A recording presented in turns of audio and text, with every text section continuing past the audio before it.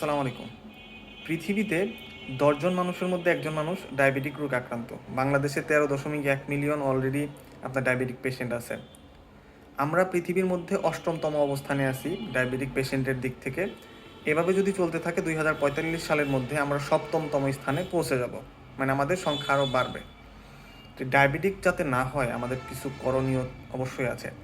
আমরা যদি কিছু আপনার হচ্ছে নিয়মকানুন মেনে চলতে পারি, কিংবা আপনার হচ্ছে যদি আমরা খাদ্যাভ্যাস এবং কি আমাদের যে কায়িক পরিশ্রম এবং কি আমরা অতিরিক্ত যে খাবারগুলো খাই সেগুলো যদি আমরা অতিরিক্ত ক্যালোরি জমা না করি, কিংবা আপনার হচ্ছে হইলো যদি আমরা অতিরিক্ত সুগার না খাই, অতিরিক্ত ফ্যাট না খাই, অতিরিক্ত প্রসেস ফুড না খাই, তাহলেও দেখা যাবে আমরা অনেকটাই নিজেদেরকে দূরে রাখতে পারবো। আবার জেনেটিক্যালি হলে সেটার বিষয়টাও আলাদা।